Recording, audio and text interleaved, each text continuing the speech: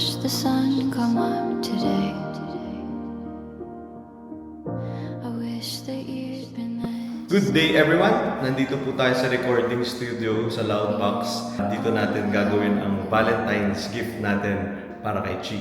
Matagal na niyang dream, matagal na niyang gustong mag-record kami ng sabay, no, ng isang kanta na professionally done sa recording studio. So ngayon, since Valentine's, sabi ko sige, pagbigyan natin. Ayaw daw niya ng mga flowers or chocolates. So ito na lang. So ito, honey, one time lang to. But tingnan natin. I love you. Happy Valentine's Day. Sana maganda kalabasan. But maririnig niyo yan. So maraming salamat. Abangan ang aming kanta ni Chi. I think si Cap George gusto niya kung surpresahin ng isang memorable na Valentine's this year. Kasi taon-taon, he will give me flowers, tas kakain kami, simpleng celebration.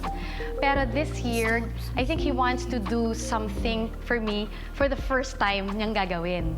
Ang feeling niya, syempre pangarap ko, ay baka pangarap ko naman talaga po na makaduet siya in a recording studio. Kasi trivia lang po for those who do not know me, syempre alam ng mga closest friends, loved ones, family na I've been a voice-over talent, a singer and a songwriter for years. And ito talaga po yung environment ko, recording studios.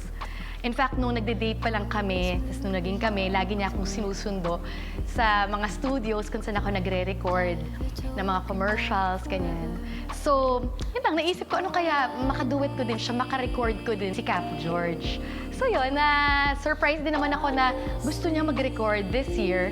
And sakto Valentine's pa, so excited din po ako na ma-share sa inyo yung Valentine's gift ni Cap George. Si Cap George, we go out. Yung mga dates namin, group dates talaga. Parang with his friends, with my friends, with my cousins. Pero yung kauna-unahan namin talaga na date na kaming dalawa lang, alam niyo po ba, ang kauna-unahang date namin, believe it or not, ang una po naming date ni Cap George na kaming dalawa lang ay sa KTV, nag-karaoke kami. Pero, hindi po siya maawat, hindi po niya ako pinahiram ng mic, buong gabi siya po yung kanta ng kanta. Ang dami niya pong kinanta, tuwang-tuwa naman po ako dahil first time po ako naka-date ng isang tao or gentleman na hindi nahihiya, yung parang he wasn't afraid to be himself, he was just being funny and ang lakas ng loob po niya. So kanta lang po siya ng kanta buong gabi at hindi po niya alam na singer po pala ako. Hindi po niya alam na kumakanta ako at yun po yung profession ko. So, laking gulat po niya.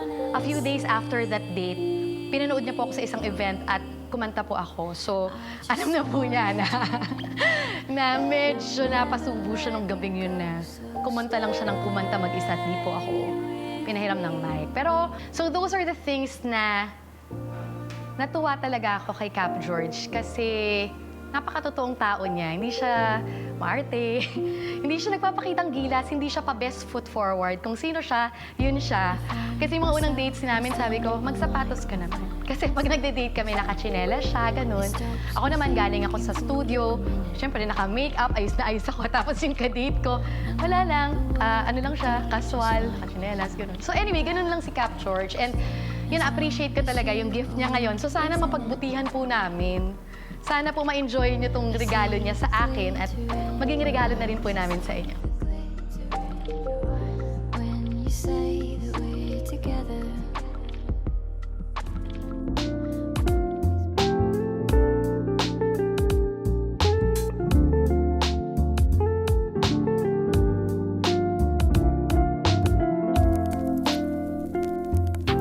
Hello, kakatapos lang natin at kakalabas lang natin sa Red Studio. So, grabe ang hirap pala nun. So, abangan ang product, no? But syempre, magaling ang aking misis na si Chi. So, palagay ko naman siya ang magdadala ng aming duet. So, salamat. Happy Valentine's Day to everyone.